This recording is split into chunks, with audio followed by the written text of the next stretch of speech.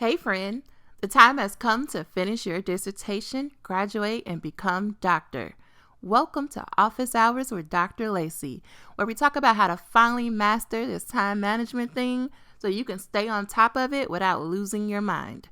Every Wednesday, you can find a new episode wherever you listen to podcasts. Make sure you hit the subscribe button to make sure you never miss an episode. I'm Dr. Marvette Lacy, your dissertation writing strategist, here to be with you along every step of the way. And I would like to thank you for coming to today's office hours. Let's get started on today's episode. Before we get started, I have a question to ask you. And I sincerely don't want to ask you this question because I know you are probably tired of people asking you this question. And I know I need to ask you because I sincerely want to help you. So here goes. How is your dissertation going? I know, hear me out. A lot of clients come to me and they say, I just don't know where to start. Can you relate, listener? I mean, of course, you know you have to complete your proposal, and maybe you even decided to start with chapter 2. But what's next? How do you start? How long should you dedicate to writing? How do you know which things are most important to focus on? How do you know what to do so that you don't waste time reading and writing the wrong things? I hear you, and that is exactly why I created Start Your Dissertation.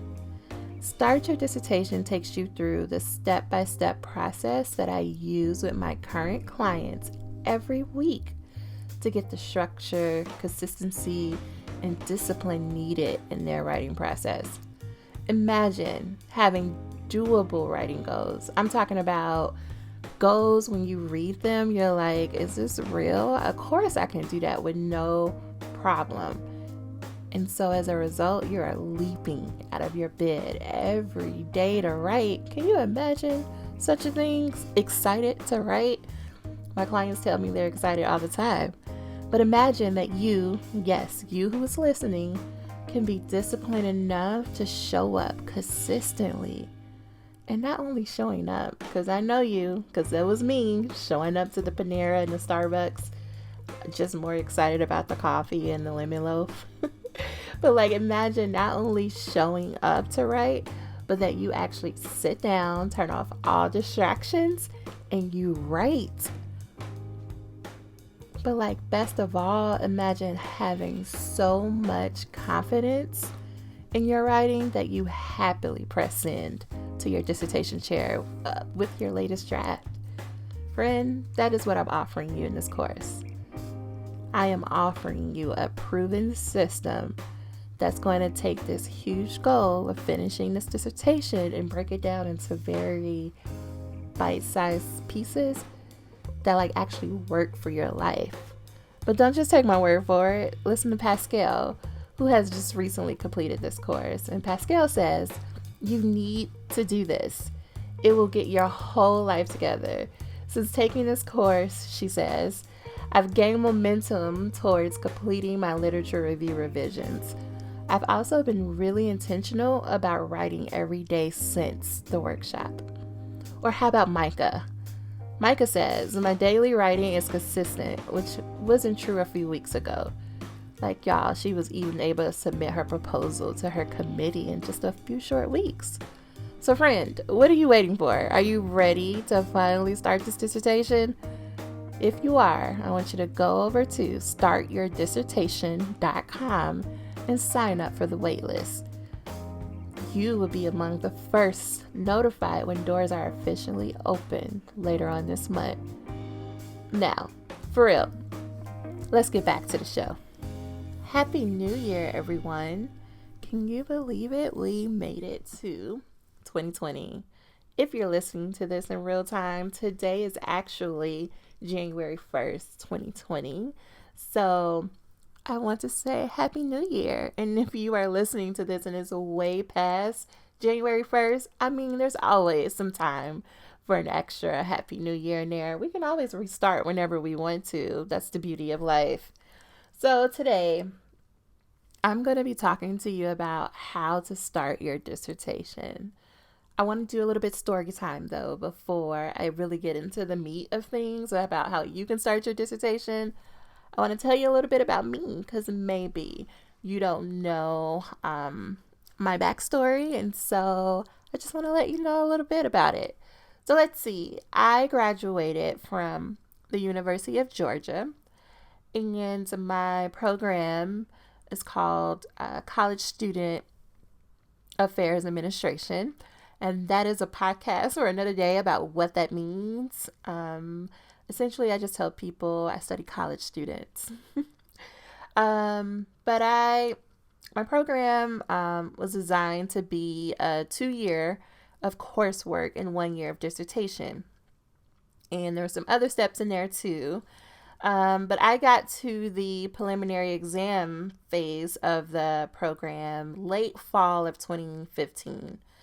And I think it may have been late October when I did my oral exams, if I remember correctly. And I remember thinking that I was just going to take November and December as a break to recover, and that in January I was going to be all set to go. You know how it's like, ooh, child, we made it through the year and I'm going to be ready to start in January, right? Because I felt like the process was very overwhelming. Not only in preparation, but like the mental part of it, like the stress of, am I going to pass these exams? Am I going to know what to say when I get into the room? Like the oral part really stressed me out. Sorry, y'all, if the audio is changing. My foot went to sleep. Yes, so and I was just trying to readjust myself. Anyway, yes, so yeah, I just thought I was gonna be able to have 2 months to prepare, right? And so unfortunately, that 2 months break that I thought I was gonna take ended up being an 8 month break.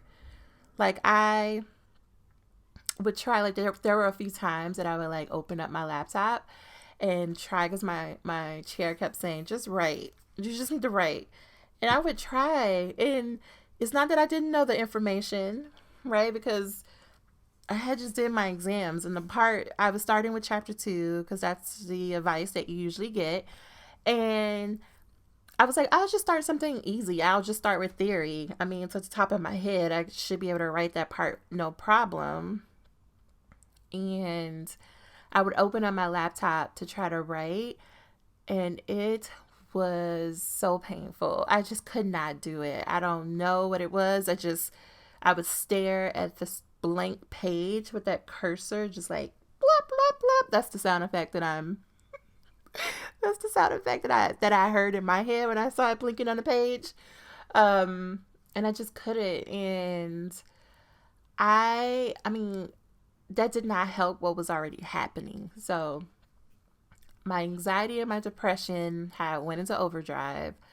I was in this very toxic relationship, and it was coming to an all-time peak, y'all. Like, I just didn't think I was gonna make it. And I was over the relationship. I was over being in Athens, Georgia. I was over being in the program. Like, I just was over writing. I was over all the things. I just wanted to pack up everything, move somewhere else, and go live out my dreams working at Trader Joe's. Like, because to me, Trader Joe's, everybody's happy. You wear a Hawaiian shirt, you get endless amount of cookie butter. Like, you know exactly what it is that you need to do every day when you show up to work. Like, if you've run into a problem, there's a bell system, 1 bell, 2 bell, 3 bells. Like, I just was over what life was looking like, which was I felt alone all the time. I felt like I did not deserve to be in the program, even though I was a candidate. But it was like that was too much effort to get there. I didn't have the best relationship with my family because there were some other things going on, and I felt really frustrated that they didn't understand what it was like for me to be a PhD student, and that I just went through this huge milestone, and they just viewed it as like another class, all the things, right? I was having daily panic attacks, and I just wasn't in general like showing up as my best. I was smoking too. A lot of people do not know this, but I was smoking like a pack of Black and Mild cigars, if you don't know what that is, a day at this point, and sometimes two a day, depending on how much the anxiety had like creeped up. And yeah, it got so overwhelming that I finally stopped fighting and I went to make an appointment with a psychiatrist, and started seeing him on a regular basis. It also did not hurt that he looked good and his voice was really deep. Um, but I would say that I started to come out of the fog of deep anxiety, depression, and all the things around mid May, that I could finally like start having conversations with people. Like actually going outside and being fine, or like even just talking to people in my program or just friends, like, because I had cut off all communication, and even really started to talk with my chair for real, like seriously this time. Um, and I mean, this whole time, I will say that I was always downloading articles and books and putting lists together, because I feel like I could do that, but everything else I couldn't do. And so I started to try to organize all the things that I had downloaded and collected from different places. And so it also helped. This was May, was mid to late May was when Lemonade came out. And just the life that it gave, I just spoke to my soul. And so around this time too, a few friends came to me and they're like, "Yeah, we're gonna be doing this very small writing retreat in the mountains. You're coming with us. So figure out what you need to do, but this is how much it costs. This is when we're leaving. This is what you need to do." And we packed up the cars. I remember like I like scraped together the few $100s, um, that I needed to go with them, and it was really like all the money I had. Um, but yeah, like scrape it together. I went with them. We like packed more things than we really needed: all the clothes, all the food, movies, coloring books, journals, laptops. I mean, anything that you need for 4 days, more than what you needed. I mean, I feel like we took like 2 or 3 cars. It just was ridiculous. It was only like four of us or five of us. It just wasn't enough. But it is great. And we went to this beautiful cabin in the mountains, just beautiful view, all the things. And it was like the first time in like months, maybe even years, that I was just outside of Athens, my apartment, and the dumpster fire of a relationship that I was in, that I could just really be alone with my thoughts and my feelings in a positive space, right? Because I was always alone with the thoughts and feelings, right? But I just felt so much heaviness inside of my apartment, inside of Athens, and it was just something magical about being in the mountains in spring, summer-ish, um, coloring, because that's how I spent most of the initial days, and having some great conversations and like being around other people and talking to other people again, and enjoying some good food. And we explored the towns and we did things. We went to like an apple orchard and we took tons and tons of pictures, because that is who I was with. That's how they roll. But I think it was like the second or third night I was there. Everybody was writing, right? Everyone was like, "For real, y'all, we're gonna write." And I just was real committed to, nope, I'm in writer's block. I can't do anything. It's not happening. I said, I'm just going to sit here and color. And because I was like, that's all I can focus on. Because I wanted to be a part of the group, but I didn't think I was ready. And my friend, Lamisha, now Dr. Lamisha Brown, I think she said something like, "What happens if you just write?" And I was like, nothing's going to come out. So why are we doing this? I'm sure it's probably really snarky. And she was like, "But just what happens? Just write for an hour, and then if you can go back and do whatever you want to." So that's what I did. I like begrudgingly pulled out my heavy laptop. We were at the kitchen table. I remember we were at the kitchen table. She was writing. We were talking, and then I just everybody went on like a quiet time, and I just wrote for an hour. And I was like, I'm just going to write whatever comes to my mind. It went from like, I don't want to do this. This is dumb to like, why am I being so stupid? And Lemonade is the best album. And Jay-Z is dumb. And like all the things. And then it went to Black women and higher ed need more support. Really, we just need people to get out the way. So my dissertation loosely is about the identity development of Black women in graduate programs at predominantly white institutions. And so that it just was a brain dump of all the thoughts and feelings that I had from my own personal experience, from what I've seen other friends and people go through. And when that hour was up, I think I had about 10 pages. And they were not great. They were awful. They were like, I started paragraphs and then went to the next and started a thought but didn't finish it. Like, it just was all over the place, but it was 10 pages that I was able to write in just 1 hour. 10 pages more than I was able to do in the past 8 months.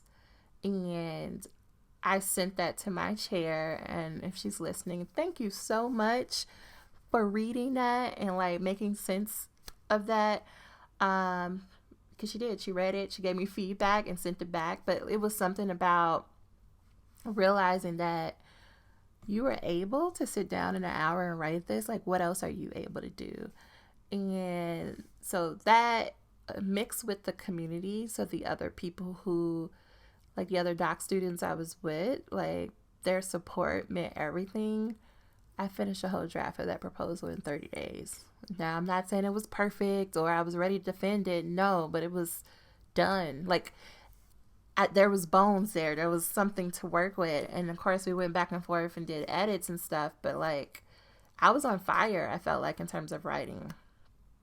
So, I want to share with you in this episode. I know it took me a long time with this intro leading up. But really, I want to talk to you probably if you are experiencing anything like I was during this time, having a very difficult time like showing up to write, or like knowing that you're like, I know what I'm supposed to do theoretically, but like what does that look like on a day-to-day basis? I just want to talk to you about the real reason you're probably having a difficult time showing up, why I was having a difficult time showing up and starting my dissertation. And I also want to tell you what you can do to change it. Cool? Cool. So when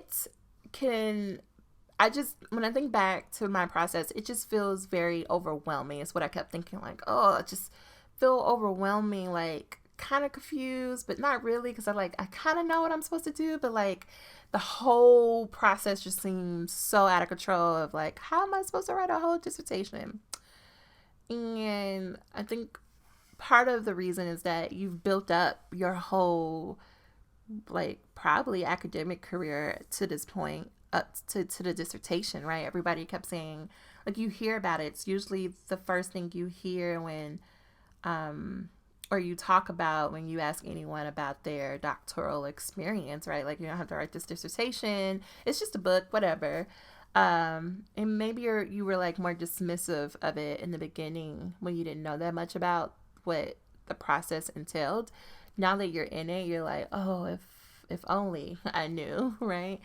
And so because the dissertation ends up being very overwhelming, maybe you're like me, you start to daydream about all the things that you don't get to do, that you have to put off, and all the sacrifices you have to make to finish this dissertation, or all the things that you can't wait to do once you finish the program, right? Because while it's overwhelming, your brain still knows that you just need this one last step and then you're free, right? Like you graduate from the program. And you may even say something like, I hear, or even myself, right? Like, once I finish this program, right, you're not going to be able to tell me nothing. I'm going to have all the time to do all the things I want to do. I'm going to travel. I'm going to get real serious about working out. I'm going to be at all the parties. I don't know what your thing is. But like maybe you said something like, once I finish this degree, this program, this dissertation, I'm going to do XYZ, right? And we can get caught up in this cycle of feeling like we need to have the right circumstances in order to be the people that we really want to be, right? Right? Like, maybe you said something like, I need this degree in order to be taken seriously, or to be promoted, or to be the academic, to be the person, the smartest person in the room, to be the person who knows all the literature, to be the good speaker, to be the good writer, whatever the be thing that you're trying to do. You feel like in order for that to happen, all the circumstances, you have to have certain things. So whether you have to have the degree, or you have to have time, or you have to have space, right? Like, I was caught up in like feeling like I had to have the time away from my partner, or like the perfect relationship, right? Because most of my energy was, yes, was on the relationship. It was also like I had to be like, I don't know. I lost my train of thought, but I think you get what I'm saying. And I've heard this from many different people when I talk to my clients. What I refer to this line of thinking or reasoning is as the have, be, do model. So have, be, and do. Like, we think we have to, we need to have something in order to be the person who does the thing, like I was just saying. So when you say something like, when this semester is over, I'll have more time so I can be more focused on my dissertation and write more, right? You feel like you have to have more time in order to be more focused so that you can write more.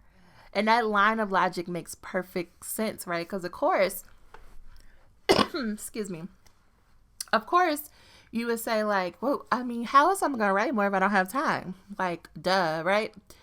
But the thing is, even if you had more time, 9 times out of 10, you still wouldn't write more.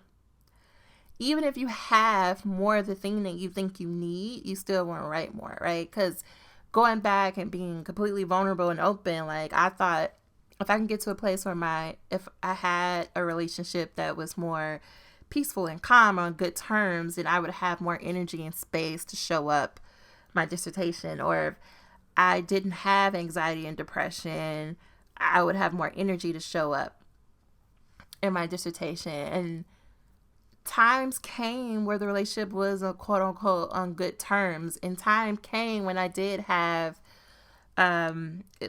like better days in terms of less anxiety and depression affecting how I was showing up. And I still couldn't do the writing of the dissertation. I still would open the laptop and still not be able to write anything, right?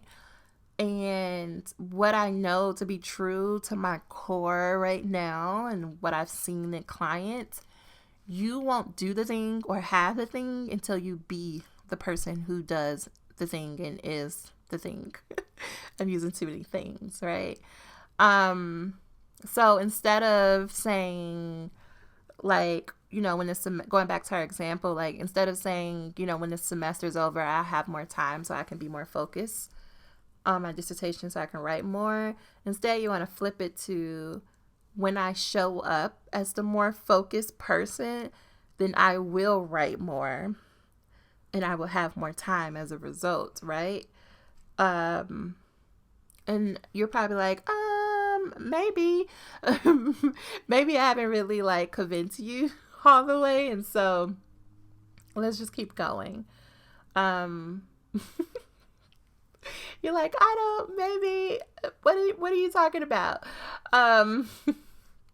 Let's take a pause on that. We will definitely come back, but I want to take a moment. Like, so the real reason most of us is that we can't show up to do the thing is because we want to be perfect at it. Perfectionism. I'm sure you knew this was coming. It's like perfectionism is so sneaky.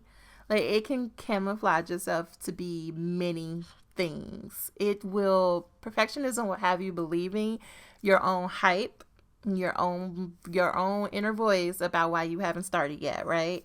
Because I'm sure when I just gave you that last example and I was talking about the have, be, do model, you probably was like, well, perfectionism isn't my problem. You were like, maybe it's like more procrastination. I would say tomato, tomato. Because to me, procrastination and perfectionism, they are, I was going to say something very inappropriate. The two different sides of the same coin. Is that the term or the phrase? I think you get it. But I'm a fan of like, let's define terms so that we all can be on the same page. Words mean things, and I want to let you know what I mean when we're talking in this moment, right? So procrastination is the act or habit of procrastinating, okay? Or putting off or delaying, especially something requiring immediate attention. Perfectionism is the refusal to accept any standard short of perfection. Perfection is the conditioned state or quality of being free, or as free as possible from all flaws or defects, right? So here's the thing. I believe that you care about your dissertation. I believe that you are committed to finishing. I believe that you want it to be a quality dissertation, though. Like, you don't want to just give your chair trash. Like, you're not out here trying to be one of those people who just, put something on a page just so they can say they have the letters. I honestly believe that you do care and you want it to be quality, and you want to put good out into the world and you want to help people. Like, you want to demonstrate your learning and your research skills, right? Like, you want to be the academic that other people look up to. And you feel like this dissertation is like finally your chance, right? Because you've been a student for so long and you feel like you finally got to the point where you get to prove how much you've learned. You get to prove that you have something valuable to say. You get to prove that, like, you know what it is. And at the same time, like, you probably are questioning it a little bit, right? There's probably this little small voice in the back of your head that's like, but do I know enough? Can I write it? Like, I mean, sure, I've been to school, but like, while I want to be that person, like, can I ever be that person? Can little old me? And so then, as a result of that, like, very tiny, quiet voice in the back of your mind, what happens is, what was happening with me is, you go to sit down, you're like, okay, today's the day I'm going to write. You open up your laptop, you have your favorite drink and your favorite snack, and then you sit down, you open it, you open up a new document, and then nothing happens. It is like all the words have completely erased from your brain. Ooh, excuse me. See, I got animated, y'all. I'm like knocking over stuff. But like everything got erased from your brain, and you're like, oh shit, like what am I supposed to write again? So then you might go through like old documents, maybe like old notes, old papers, old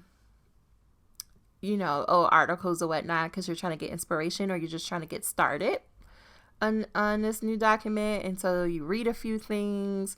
Maybe you decide to take a break because you've been working for a while and you're like, I'm just going to go look at Facebook real quick just for a minute, just curious about what's going on in the world since I'm over here writing and working so hard. And then before you know it, right, maybe like a work email comes up, maybe like somebody started a live video on Instagram, and so you hopped over there thinking like you'll have it in the background while you like read over this book and you skim and then you write and then you start typing, like whatever, you go back and forth, and then next thing you know it, hours have passed and you have nothing to show for it, right? And then you say, well, F it, I've been here for a few hours, I read some things, I don't really know what to do, I'm tired. You close your laptop, you go home, and you like promise yourself like tomorrow's gonna be better. Tomorrow, I'm gonna do it. I'm gonna be serious. I'm gonna wake up early and I'm gonna get to work, right? Now, why did I go through definitions in this scenario? It's because I want to show you the power and the sneakiness of perfectionism. Because this scenario I just described, one, I'm sure most of you are nodding your head. So you know, even if you won't say it out loud, you know that you did something like that. And while it could be easy, like your brain could rationalize and be like, but I did. I went to the writing place. I showed up at the time I said I was going to write. Writing isn't always actual writing. It's other activities like reading and reviewing stuff. You're absolutely right. Writing isn't always like putting words on the paper. Yes, sometimes it is editing. Sometimes it is researching. However, what I just described was procrastination.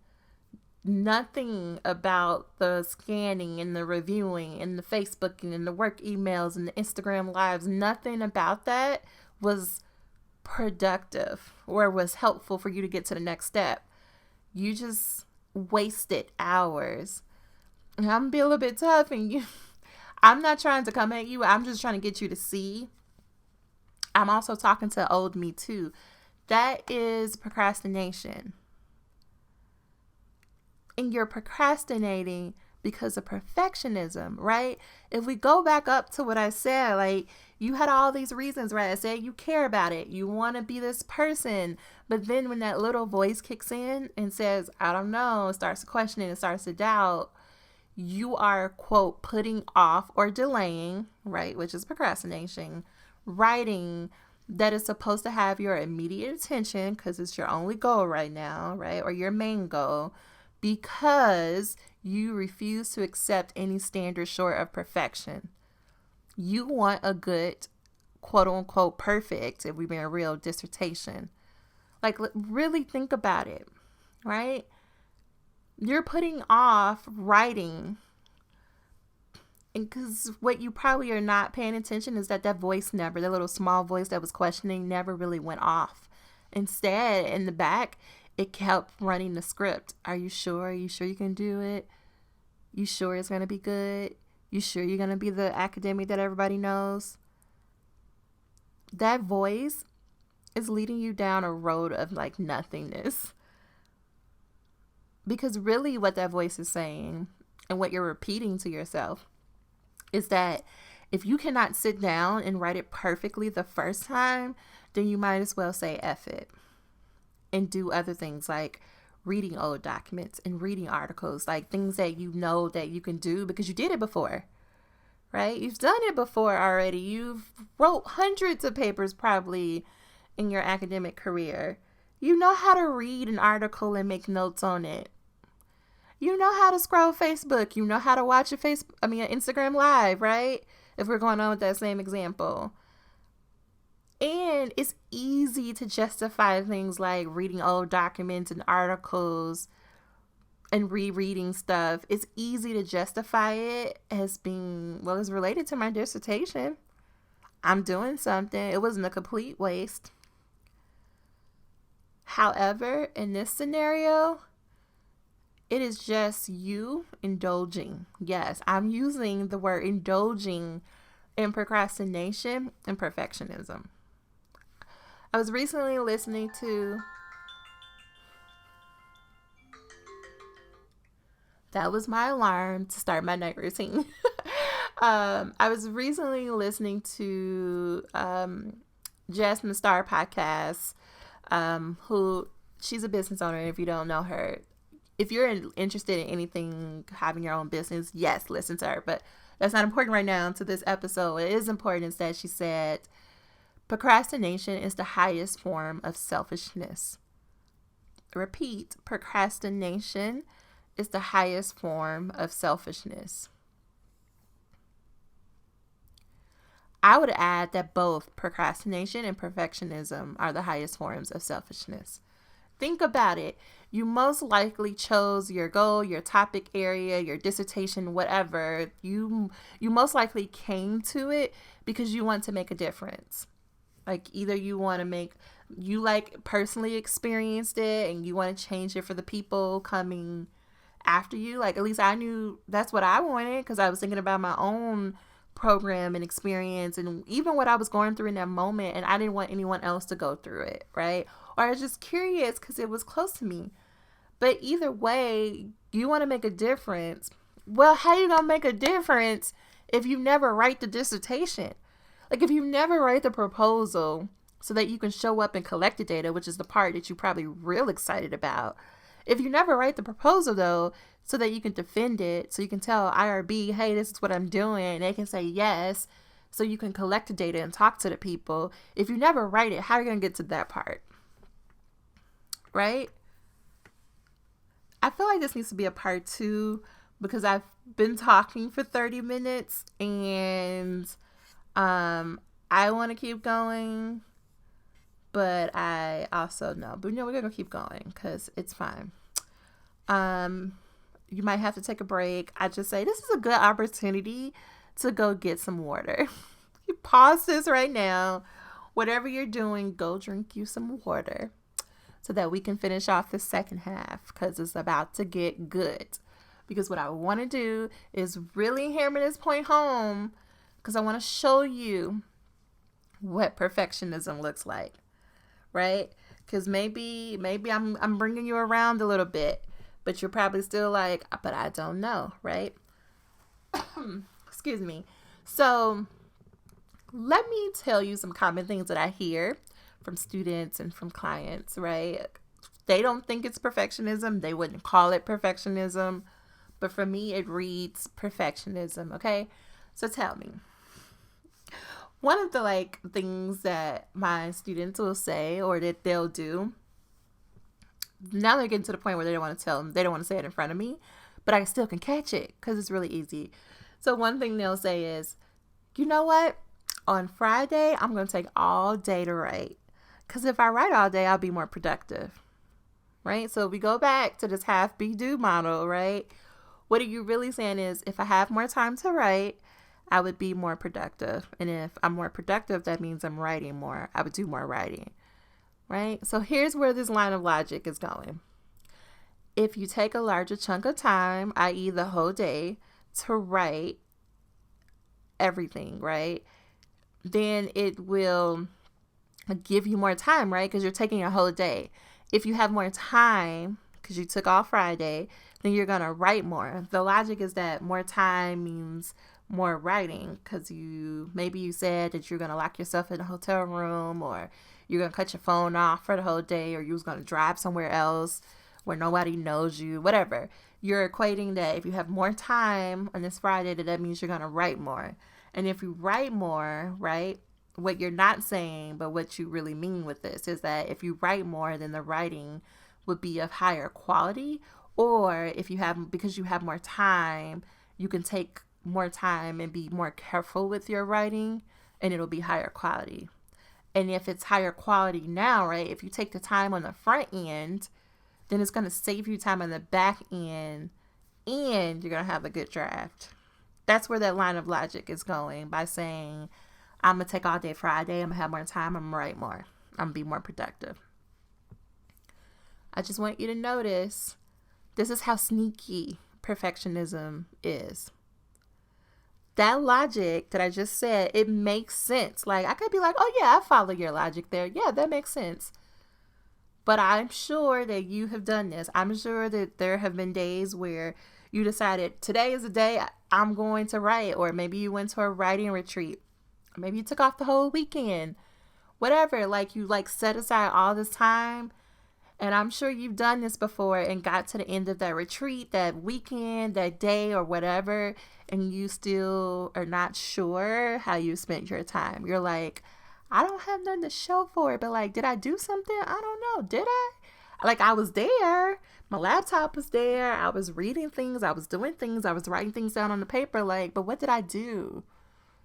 Right? Because it's going back to this thing of if I have more time, then I'll get more writing done. But more time is just more time. At the end of the day, more time just means you have more time. Your writing habits and what you're able to write is completely independent of time. Y'all, this is as much quantitative. You gonna get me. Listen, we're talking about dependent and independent. That's all I got for you. Don't ask me nothing else. But in this case, writing is independent of time. Just because you have more time, that has nothing to do with your writing. Instead, what happens is you got more time to procrastinate. And I already told you, procrastinate is just perfectionism. Intellectually, we know that perfection is unattainable. That's why you probably don't want to call what I'm saying perfectionism. You want to call it procrastination. But really, if you were not concerned about it being perfect, you would just write it. You would just open up the document and just write. If I didn't have so much stuff, because also what was happening, which I didn't say this part in the beginning in terms of the story, and maybe I need to do a podcast of my whole like story or whatever, was that also what was running in the back of my mind. My tiny quiet voice was, you don't belong here. They're right about you. You should just quit. You're not going to be able to write this dissertation. All these things. And I kept wanting it to be good so that people would accept me and I would get past. I could get to the part of collecting data. I knew I could do that. I was on research teams. I knew I could do the data collection part. I just didn't know if my writing would be up to par. But the truth is, and what I know now, is that if I would have just sat down and just wrote, so when I sat down at that kitchen table with Lamisha and I just wrote, and I like gave up it having to be perfect, right? Because I didn't capitalize. There was no punctuation. There was no structure. Like, listen to me when I say there were curse words. There were like things that didn't even make sense. Song lyrics, y'all, like nothing that I should have sent to my chair. But when I gave up it needing to be perfect or looking a certain way, I was able to go faster and do more. But it is so scary for many of us to sit down and open up a document and do that. It is like, what? Like, when I tell my clients to do that, they look at me like I have two heads or something. Like, they can't believe that that's what I'm telling them to do. And when they do it every single time, I just had a client who, excuse me, y'all. I just had a client who wrote a whole draft of a literature review, like a full out 25-page literature review, 3 days, if that. Because I said, just sit down. You know what to write. Everybody knows what to write. Sit down and write it. But the reason why we can't just do that voice is because the voice says we have to be perfect. That voice is saying we got to fix it now because we won't have time later. And honestly, when you switch this model, instead of saying that I have to have the things in order to do the things to be things, it's like when you show up as the person who is more committed, like you are a productive person. When you be a productive person, you behave as a productive person, then you know, like, I don't have time to mess around. I'm going to sit down. I'm going to write this because I know that the goal is just to get the words out of my head onto paper. And then you write more. Because because you are the productive person, you believe yourself to be the productive person, and you just go ahead and write it, you now have more time to go back and write or rewrite or edit, to reread. Now you have more time to scroll the internet in the Facebook and check the work emails. And guess what? You don't have guilt when you go do that. Why? Because you know you already wrote the thing that you needed to write. Here's the thing. The truth is you cannot skip steps in the learning process. And part of the learning process is writing and making mistakes and people giving you feedback and having to do several rounds of editing. People get themselves in trouble because they don't leave enough time for editing because they were so stuck on getting started. How you start your dissertation is that you show up and you be the person who's going to start the dissertation. What does that mean, Marvette? You know what it means. And we're going to talk more about this because this is a whole series that we're going to do over the next few episodes or so. Because I really want to get down to the bottom of what does it mean to be the person. My simple answer to how do you start your dissertation is to choose progress over perfection. To choose that I'm just trying to get to the next step. It doesn't have to be perfect. to choose not indulging in perfectionism or procrastination, but saying that I'm just going to move next, because progress, the definition of progress means of movement towards a goal or to a further or higher stage, growth or development, continuous improvement. I'm asking you to choose to move forward in your dissertation process while continuously improving as a writer, as a researcher, as an overall scholar. Clarity comes from doing. You can only really learn by when you take the first step. You can read all the books. You can watch all the people on Facebook like defending and moving through their program, and you being frustrated as to why you're not making the same progress. You can keep opening up that laptop, staring at that empty page, staring at the blinking cursor. You can keep doing that, or you can make the decision right then and there to have your own back, to save the day and say, you know what? What happens if I just write? What happens if I just choose progress? I'm just going to do that. So, a simple answer again of how to start. So, to recap, the problem is perfectionism. The simple answer is to choose progress over perfection. However, you're probably like, I'm going to need a little bit more. I got you. So, 3 steps what we're going to cover over the next couple of months is that first, you need to develop a scholar mindset. So we got a little bit into the mindset piece here. If you're new to me, you've never been a student of mine, we spend 80 to 90% of our time talking about mindset because that is how important it is. I could tell you exactly what to do in a few minutes of what you like the actions to take to start and finish your dissertation, but it will be no good if you don't have the mindset to go with it. So step 1 is to develop a scholar mindset. Step 2 to start your dissertation is to establish a scholar routine. And I'm going to explain to you what I mean by a scholar routine. It's not what you think, I'm sure.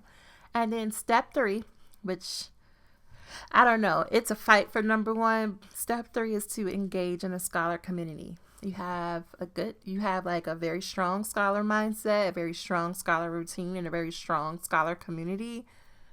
Not only will you finish this dissertation, you will set the world on fire. Okay? But I'm curious. You've listened to this episode. You made it to this point. Thank you so much. How is perfectionism and procrastination showing up in your writing process right now? Let me know.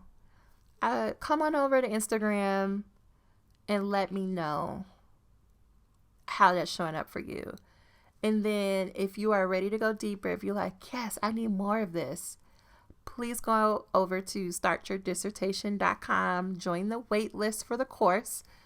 It is my signature course, so that's going to take you from being confused and overwhelmed to being very consistent, focused in your dissertation process. It takes a few hours, but by the time you are finished with it, you will know exactly what you need to do to set yourself up for success in your dissertation. You'll have the structure, you'll have the support you need to finish the dissertation. So go ahead over there and sign up, and you'll be notified when the doors are open for the first time. But that's going to do it for me. Like I said, come on over to Instagram. Let me know your thoughts about today's episode. I will see you back next week for another episode. It's going to be an interview. So I'm doing a new format starting now for 2020. And it's that we had this episode, you and I had some alone time together, and then next week is going to be an interview. And so we're going to alternate every other week with that. I'm so excited. There's so many amazing interviews coming up. I've recorded many of them already, and I just can't wait to share them with you. But that is it for now. I know that was a lot of information. Let me know on Instagram. I'll talk to you next week. Bye for now.